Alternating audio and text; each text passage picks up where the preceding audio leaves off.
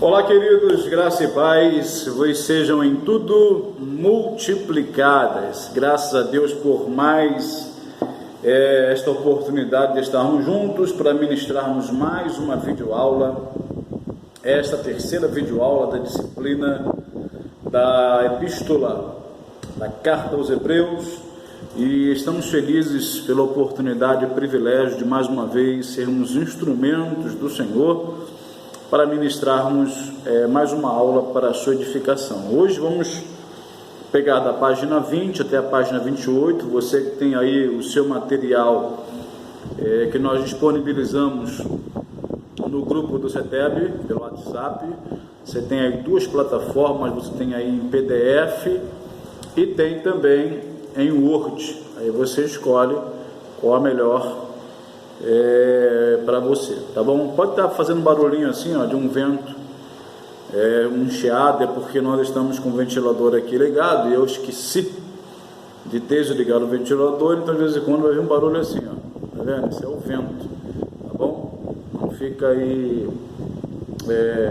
preocupado com isso não, que isso é o vento, tá bom? Deixa eu falar uma coisa logo para vocês aqui de cara, antes que eu inicie essa videoaula.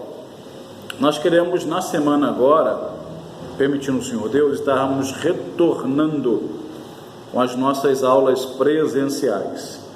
Então fiquem atentos, turma de segunda-feira agora, devemos dar a nossa última parte desse estudo de Epístola aos Hebreus, já nos preparando para uma outra disciplina. Aguardem, porque eu vou estar colocando no grupo. Vou estar colocando no grupo aí com relação ao trabalho, com relação à prova, como é que vamos fazer. E turma de sexta-feira também, fique atento, porque possivelmente sexta-feira que vem vamos ter aula. Aqueles que não se sentirem seguros ainda, é claro que vamos estar aqui com máscara, vamos estar aqui fazendo sepsia, vamos estar aqui fazendo o distanciamento máximo que nós pudermos para os alunos.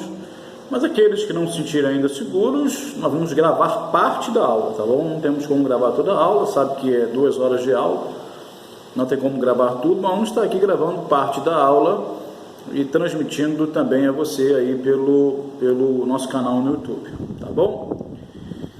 Vamos então continuar aqui a nossa videoaula na página de número 20. Vamos lá, partindo aqui do capítulo 7 de Hebreus, sobre Melquisedeque. Cristo, sacerdote segundo a ordem de Melquisedeque, capítulo 7, versículos de 1 a 10. Isto é, Jesus não foi sacerdote levita, mas o seu sacerdócio assemelhou-se ao de Melquisedeque, vulto do passado obscuro, que se antecipou de 600 anos ao sacerdócio levítico. Sacerdote muito maior do que os levitas, até mesmo do que Abraão, a quem este e os sacerdotes levitas, ainda por nascer da descendência de Abraão, pagaram dízimos. Temos a história de Melquisedeque em Gênesis capítulo 14, versículos 17 ao versículo 20. Diz aqui esses textos que ele era, por exemplo, rei de Salém, Jerusalém, não é? E sacerdote do Deus Altíssimo, rei e sacerdote como Cristo. Pouco a Bíblia fala sobre o sacerdócio segundo a ordem de Melquisedeque. A Bíblia fala mais do sacerdócio levítico, mas os textos de Gênesis deixam claro que, embora a Bíblia não trate desse ministério sacerdotal mais a fundo, a Bíblia deixa claro que esse ministério sacerdotal já existia. Embora a nação judaica não tivesse sido levantada, mas Deus já existia. Aliás, Deus sempre existiu, não é? E Deus já tinha os seus sacerdotes, aqueles que o serviam, dentre eles Melquisedeque. Então diz a Bíblia que Melquisedeque era de uma ordem superior à ordem dos levitas, à ordem de Abraão, porque até Abraão se submeteu ao sacerdócio de Melquisedeque, entregando a ele os dízimos. De maneira que, sendo um sacerdócio superior ao sacerdócio levítico, Cristo, então, sendo também um sacerdócio superior, ele vem da ordem não dos levitas, mas da ordem de Melquisedeque, tá bom? Antes de Moisés, os sacrifícios eram oferecidos pelos chefes de família. Assim, o sacerdote de cada família era o pai, o avô ou o bisavô, enfim, o homem mais velho da linhagem paterna. Crescendo a família, tornava-se então uma tribo, né? E o seu chefe era rei dessa tribo e ao mesmo tempo sacerdote, rei sacerdote ou sacerdote rei. Nos dias de Moisés, quando o agregado das famílias do povo escolhido de Deus cresceu e se fez nação, esta nação se organizou. Ela se organizou de maneira que separou um lugar para os sacrifícios, prescreveu-se também um ritual e criou-se uma ordem especial e hereditária de homens para funcionarem como sacerdotes, no caso aqui da família de Levi. Mais adiante, outra família foi separada para fornecer os reis, e foi o caso da família de Davi. Cabia ao rei governar o povo, mas ao sacerdote cabia ser mediador entre o povo e Deus. O sacerdote ele tinha responsabilidade de levar a Deus a vontade e o querer do povo. Incumbia a ele oferecer sacrifícios, incumbia a ele, como já falei aqui, ser mediador. Uma família fornecia os reis, outros sacerdotes. Cristo, porém, foi uma coisa e outra ao mesmo tempo, combinando os ofícios de rei e sacerdote, qual Melquisedeque. O que significa sem pai, sem mãe, sem genealogia, não tendo princípio nem dias, nem fim de existência? Não é que ele realmente fosse nascido sem pais, mas é que os pais não aparecem no registro bíblico, ou seja, ninguém conhece. Os sacerdotes levitas eram sacerdotes por causa da sua genealogia, ou seja, por serem descendentes de Abraão.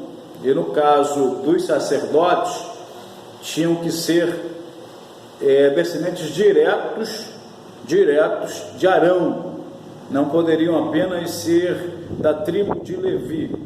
Para ser sacerdote, tinha que ser descendente direto de Arão. Vamos lá. Como sacerdote, ao que se saiba, ele não teve pai, nem mãe, nem princípio, nem fim. Falando de Melquisedeque. E aí figura um vulto misterioso e solitário, como retrato e tipo no passado remoto do eterno sacerdote rei que havia de vir, que é o nosso Cristo. A transitoriedade do sacerdócio levítico, versículos 11 e 12. Por que ele era transitório? Por que o sacerdócio levítico ele não iria durar para sempre? Porque ele é um sacerdócio imperfeito. Ele era insuficiente àqueles sacrifícios para tirar o pecado. Outra coisa, ele era carnal. Por que ele era carnal? Porque bastava você pertencer a uma tribo, no caso a tribo de Levi, bastava você ser descendente de Arão para ser sacerdote. Não precisava ter chamado, ter vocação. Bastava nascer nessas condições que você poderia ser sacerdote. Então era um sacerdócio carnal. Não precisava, como eu falei aqui, ter qualificações espirituais.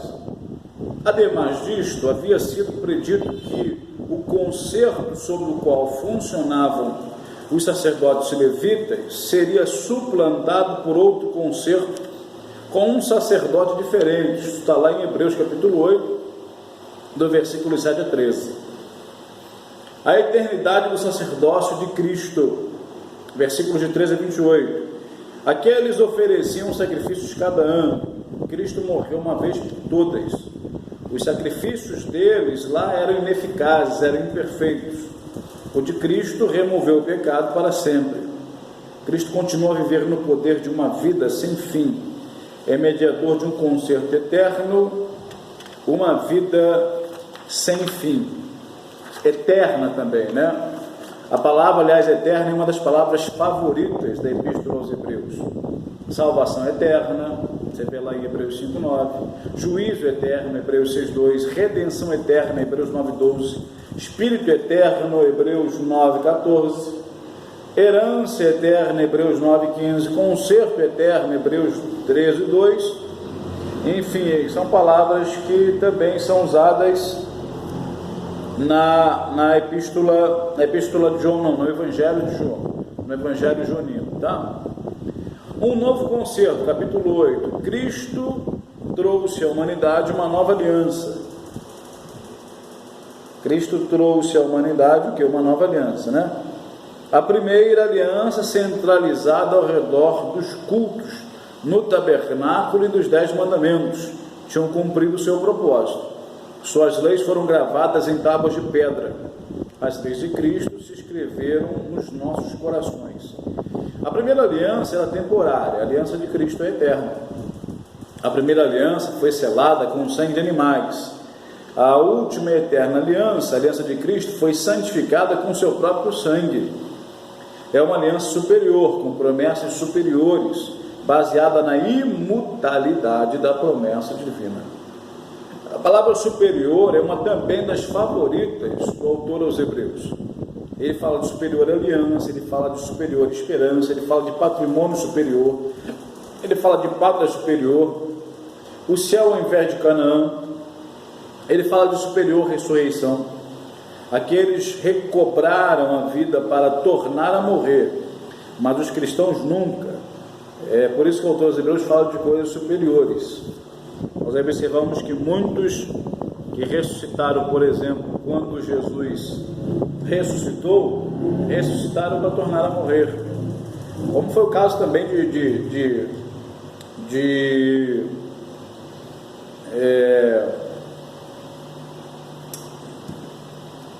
vou lembrar o nome, né? De Lázaro.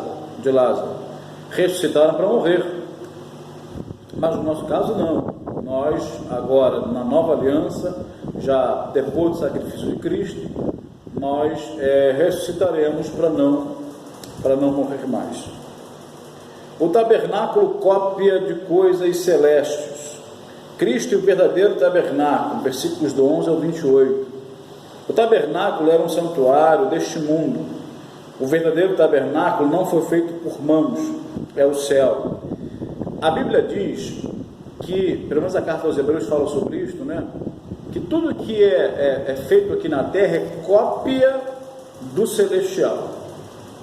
Então o tabernáculo, com aquelas descrições que o Senhor Deus deu a Moisés, na verdade ele era uma cópia do tabernáculo que está no céu. À luz da revelação da Bíblia, e os liberais eles piram quando a gente fala sobre isso, porque eles não creem assim, eles só creem naquilo que é palpável, naquilo que a lógica e a razão podem alcançar, mas a Bíblia diz que é um tabernáculo no céu, que é o verdadeiro, cuja cópia está aqui, ou esteve aqui na terra. O verdadeiro está imutável no céu, na glória. O Novo Testamento, a nova aliança é aqui definida como sendo um testamento com um legado feito a herdeiros, a vigorar só depois da morte do testador, que no caso é Cristo. É daí que nos vêm os nomes das duas divisões da Bíblia, Antigo e Novo Testamento.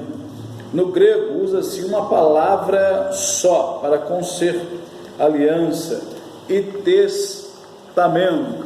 Novo concerto é o testamento que Cristo fez para os seus herdeiros, que só se efetivou quando, por sua morte, expiou os pecados deles. Foi isto prefigurado na selagem do antigo concerto com sangue. O uso abundante do sangue no ritual, esse antigo concerto, prefigurava a necessidade urgente de um grande sacrifício pelo pecado humano. Uma vez por todas, Cristo ofereceu-se, uma vez por todas, diz lá em Hebreus 7:27. Uma vez por todas também ele entrou no Santo dos Santos, Hebreus 9:12. Os cristãos têm sido santificados uma vez por todas, mediante a oferta do corpo de Cristo, Hebreus 10:10. Aniquilou o pecado uma vez por todas, no fim dos tempos. Aos homens está ordenado morrer uma só vez, versículo 27. Oferecido uma vez, Cristo aparecerá uma segunda vez aos seus herdeiros que o aguardam, versículo 28. Esta passagem fala de outra vinda do Senhor como sendo sua segunda vinda.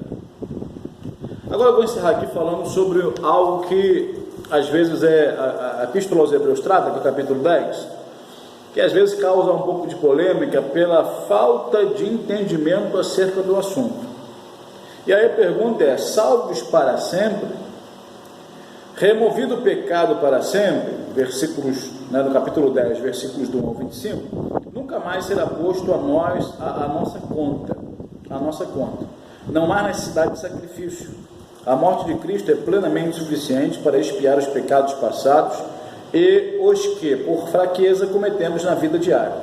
Deus pode perdoar e perdoará os que põem sua confiança em Cristo. Vamos, pois, ficar firmes em Cristo, só Ele é a nossa esperança e o nosso Salvador. Os sacrifícios levíticos, eles tinham que ser feitos sempre, toda vez que alguém pecasse. O sacrifício de Cristo foi perfeito, foi feito uma vez só. Ele foi tão perfeito que ele abrange os pecados que eu cometi no passado, aqueles que eu cometi quando não conhecia Cristo, aqueles que eu cometo hoje, por ser falho. Estou falando aqui daqueles pecados que eu cometo por um acidente de percurso, aqueles pecados que eu cometo às vezes de maneira premeditada, mas me arrependo e não cometo mais. E também aqueles pecados que eu não pequei, ainda vou pecar. O sacrifício de Cristo foi perfeito, me purificou de todos os pecados. E uma vez que eu confesso os meus pecados e abandono, deixo e peço a Deus graça para não cometer mais, diz a Bíblia que eu alcanço misericórdia, e o sangue de Cristo nos purifica de todo pecado. Uma vez que o pecado é purificado, ele não volta mais, não precisa sacrificar de novo. Então, nesse aspecto, uma vez que você consegue a salvação, se você persevera sendo fiel a Cristo, você é salvo para sempre. Você não perde a salvação. Nada pode tirar a sua salvação. A única coisa que pode acontecer é se você se afastar dos caminhos do Senhor. Aí, se você se afastar, é diferente. Você jogou fora a sua salvação. Jogou fora. Você não perdeu ela, você jogou ela fora. Com as suas próprias mãos, com a sua própria vontade. E quando eu falo de se afastar dos caminhos do Senhor, não estou falando especificamente de deixar a igreja, não. Tem muita gente que está na igreja e está afastada dos caminhos do Senhor.